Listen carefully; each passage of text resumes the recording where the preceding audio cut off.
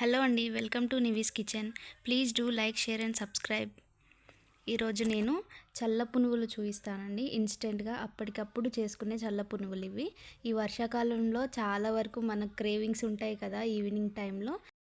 So వేడివేడిగా అప్పటికప్పుడు మీకు మార్నింగ్ బ్రేక్ఫాస్ట్లో అయినా తినొచ్చు, లేదంటే ఈవినింగ్ స్నాక్స్గా కూడా తినొచ్చు. చాలా బాగుంటాయండి. ఒకసారి ట్రై చేసి చూడండి. ఎండ్ వరకు స్కిప్ చేయకుండా చూడండి. దానికోసం నేను ఒక గిన్నెలోకి పుల్లటి పెరుగు తీసుకుంటున్నాను. అంటే మీరు మజ్జిగ అయినా తీసుకోవచ్చు, లేదా పెరుగు ఉంటే పెరుగు అయినా తీసుకోవచ్చు.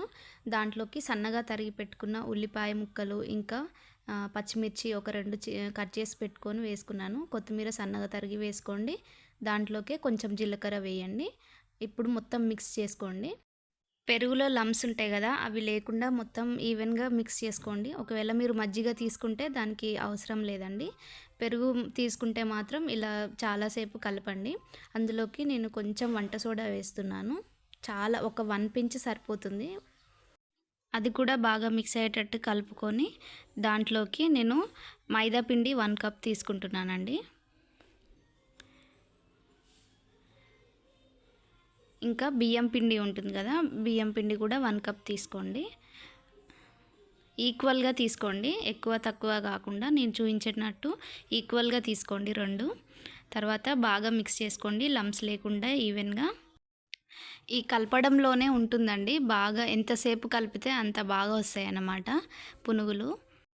ఈ పునుగుల్లోకి పల్లి చట్నీ కాకుండా టమాటా చట్నీ చాలా బాగుంటుంది. సో నేను అందుకోసమని టమాటా చట్నీనే చేస్తున్నాను.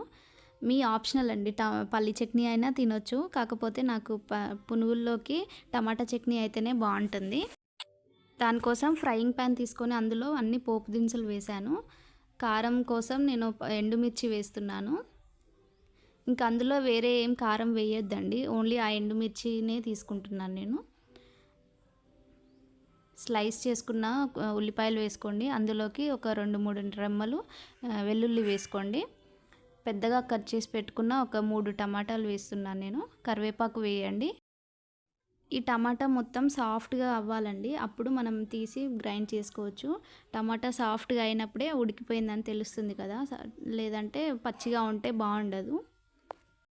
ఈ టమాటా చట్నీ చాలా ఈజీగా ఉంటుందండి. అన్నీ ఒకే దాంట్లో వేసి ఫ్రై చేసుకొని ఈజీగా చేసుకోవచ్చు. చాలా బాగుంటుంది. ఒకసారి మీ ఇంట్లో కూడా ట్రై చేయండి. ఇలా పల్లి చట్నీ కంటే ఇలా చేసి చూడండి. అందులో పసుపు వేసి నేను కలిపాను. టమాటా కూడా మొత్తం సాఫ్ట్గా అయింది కదా, ఇప్పుడు అది అందులో మిక్సీ జార్లో వేసేయండి. మిక్సీ జార్లో వేసి అవి చల్లారిన తర్వాత మిక్సీ గ్రైండ్ చేసుకోండి. మన మిక్చర్ అంతా చల్లారిపోయిందండి. దాంట్లోకి నేను కల్లుప్పు యాడ్ చేసి గ్రైండ్ చేసుకున్నాను. ఈ వర్షాకాలంలో బండి మీద అమ్ముతుంటారు కదండి పునుగులు చేసి, వాళ్ళు కూడా సేమ్ ఇలాగే చేస్తుంటారు టమాటా చట్నీ. సో మీరు కూడా ఈ టేస్ట్ కావాలి అని మీకు అనిపిస్తే మాత్రం ఈ టమాటా చట్నీని మాత్రం అస్సలు స్కిప్ చేయకండి. చాలా బాగుంటుంది, చేసుకోండి మీరు కూడా. మీ ఇంట్లో పిల్లలు ఉంటే వాళ్ళు కూడా చాలా ఇష్టంగా తింటారండి. ఎందుకంటే ఇందులో కారం ఎక్కువ ఏం వేయలేదు కదా, మనం మసాలా కూడా ఏం వేయలేదు. సో అందుకోసమని వాళ్ళు చిన్నపిల్లలు కూడా చాలా ఇష్టంగా తింటారు. సపరేట్గా పోపు వేసి దాంట్లో వేసి మిక్స్ చేసేయండి. ఇప్పుడు పునుగులు వేయండి. నేను దానికోసం కడాయిలో ఆయిల్ వేడి చేసి పెట్టుకున్నాను ఆల్రెడీ. ఆయిల్ మరీ ఎక్కువ వేడి అవ్వకుండా చూసుకోండి, మీడియంగా ఉన్నప్పుడే దాంట్లో పునుగులు వేసేయండి. మనం పునుగులు వేసే ముందు పిండిని ఒకసారి బాగా కలుపుకొని వేయండి. చిన్న చిన్నగా వేసుకోండి పునుగులు మాత్రం. బయట నుంచి అయినా తెచ్చుకొని తినొచ్చండి, కాకపోతే మా బాబుకి వామిటింగ్స్ అవుతుంటాయి అన్నమాట బయట ఫుడ్ తిన్నప్పుడు. సో అందుకోసమని ఇంట్లోనే చేసుకోవచ్చు ఇలా ఈజీగా అని రియలైజ్ అయ్యి మళ్ళీ ఇంట్లోనే చేయడం స్టార్ట్ చేశాను అనమాట నేను. బిలీవ్ మీ అండి, చాలా ఈజీగా ఉంటాయి అండ్ ఎంత టేస్టీగా ఉంటాయంటే పుల్ల పుల్లగా చాలా బాగుంటాయి. మీరు ఒకసారి ట్రై చేసి చూడండి. అలా గోల్డెన్ బ్రౌన్ కలర్ రాగానే తీసి పక్కకు పెట్టండి. అండ్ మనం వేరే దాంట్లో వేస్తాం కదా ఒక గిన్నెలో, దానికి క్యాప్ మాత్రం పెట్టండి ఖచ్చితంగా. ఎందుకంటే క్రిస్పీనెస్ పోతుంది, క్యాప్ తీసి ఉంచితే గాలి మొత్తం దానికి ఆవిరి మొత్తం పట్టేసి సాఫ్ట్గా అయిపోతాయి అన్నమాట పునుగులు. సో ఆ గిన్నె మీద క్యాప్ మాత్రం ఖచ్చితంగా పెట్టండి, మర్చిపోకుండా.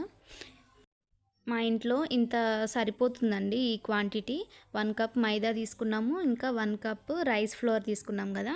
మాకిది సరిపోతుంది. మీ ఇంట్లో ఎక్కువ మంది ఉంటే మీరు ఎక్కువ కప్సే తీసుకోవచ్చు. ఇంకా అంతే అండి, అయిపోయింది మన పునుగులు రెసిపీ.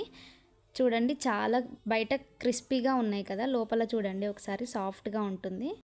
ఓకే అండి. ఈ రెసిపీ నచ్చితే లైక్, షేర్ అండ్ సబ్స్క్రైబ్ చేయండి. ఓకే. బాయ్.